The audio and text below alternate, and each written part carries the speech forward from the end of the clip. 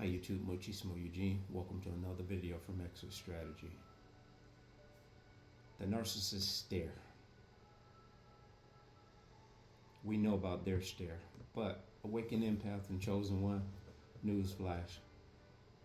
Being aware of what narcissists are, how they move, certain behaviors, certain cues, we tend to be stoic.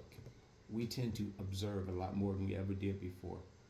So, in turn, the empath awakened, the chosen ones awakened stare.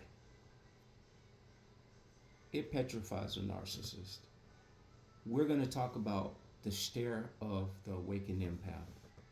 The stare of an awakened empath is something that the narcissist, first of all, does not anticipate, and so it catches them off guard. We're going to use total strangers for an example because you've always known, you've been told by most of us.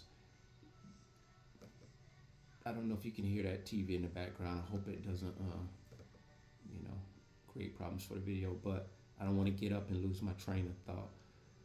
You've heard it said by a lot of us, don't stare the narcissist in the eyes. And this is pertaining to particular narcissists in which you are engaging with in, let's say, a conflict or a confrontation. Because that's kind of what they're looking for. They want to intimidate. They want to strip you of your courage. And if they can't do that, sometimes they will rage and they will act out physically. And they don't have an off switch. They don't have a reasoning switch. They don't have a rational switch.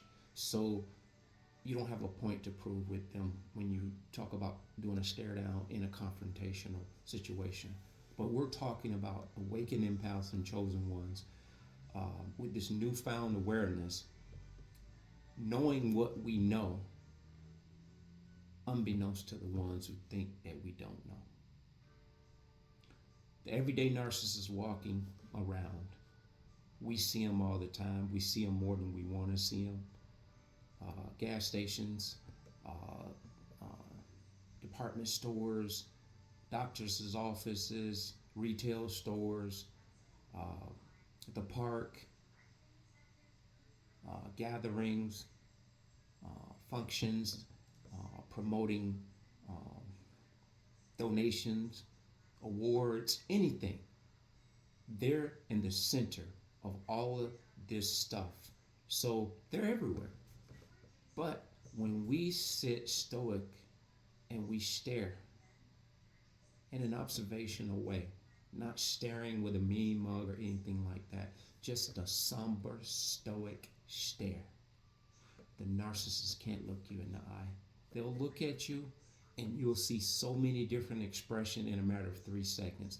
Most often you will see an aggressive stare back. It's like they'll stare and it confuses them because you're stoic, and you will see they either they'll do like this and they'll turn away and go about their business, or they'll stare and look away and do that same thing again, because this is an intimidation tactic by way of the narcissist. Because what's going on inside of their head is they're threatened. They're threatened by the very fact that you have the courage or the balls or the audacity to look them in the eye. See, they don't think you should have the privilege of staring at them, because the grandiose mentality tells them that you are beneath them, and to stare at them, it's almost like Roman days. In some countries still, you don't look certain people of high esteem in the eye. You look down. You look down at their feet. It's interesting. That speaks volume of what the narcissist believes about themselves. They believe you're subservient to them.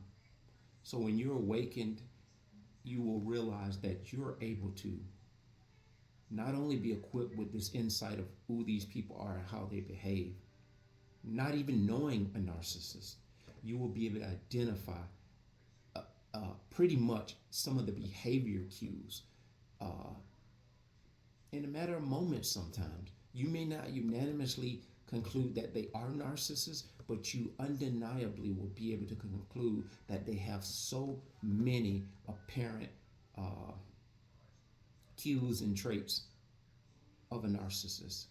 And so you observe, and in your casual observation, their response to that, which they have a very strong inferiority complex, very strong. They are so overly concerned about how people perceive and how people view them. If most of us knew that this is the kryptonite that weakens the narcissist, we would not raise so much Cain about them. We would not be moved by them so easily.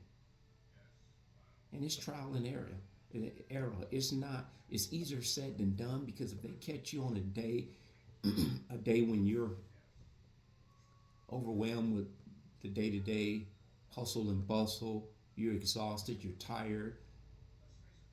Ironically, that low vibrational narcissist will run right smack dab in front of your space. And if you're ill prepared and you're not really on point and get caught off guard, you will get drawn into this shit show of confrontation that they pull out of the air. Total stranger, never met them before. They will pull a conflict out of the air. Have you wondering what's going on? And even at that point, when you're wondering, what did I do? It's kind of like if you had a second to allow it to register, you would realize it's not about what you did. You showed up. You just showed up. You just happen to be crossing the path of that moving freight train of a human being with no brakes. And they had you on the menu. So the narcissists, they can't look you in the eye once you're awakened. If they do, they look at you with disdain, fear, confusion, because they're essentially fugitives from life. They're running from life. They're running from reality.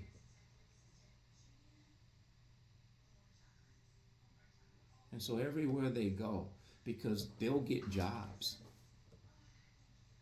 like you wouldn't believe. They won't keep us the same job, especially if they're being found out and people are not tolerating their foolishness. Before they'll become subservient, they'll just move on to the next job. I know one particular female who was a cashier at a convenience store. She got so high and mighty, ego, to the point where one day I went to the service station, she wasn't nowhere around. I almost knew. They canned her. They get to the point where they think they own the establishment that hired them. And then when they're called out for making up all kind of frivolous rules, the owner or the manager says, you know what, we can't do that. We'll be in litigation. We'll get sued. I don't need this job. And so they chop their nose off to spite their face. They can't help it, because you can't reprimand a narcissist. And lo and behold, I see her at another service station.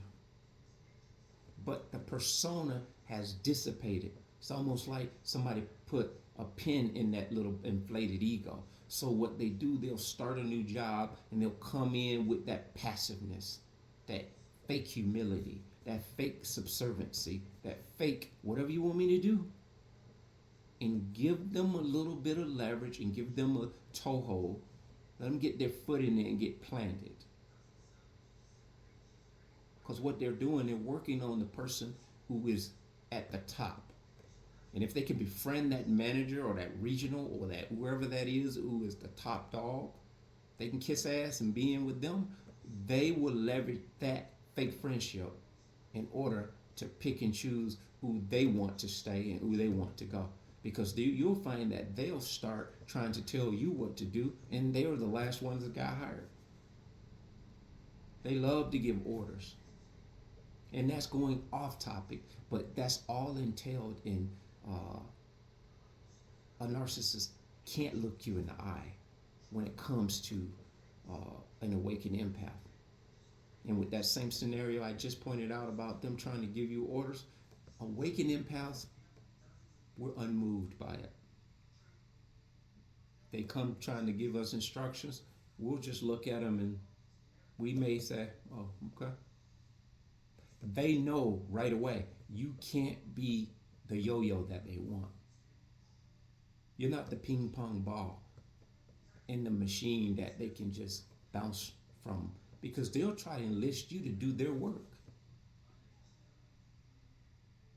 Unbeknownst to you, they will trade their fake friendship with you in order to enlist you to pull not only your own load but their load. And it's very smooth the way they do it.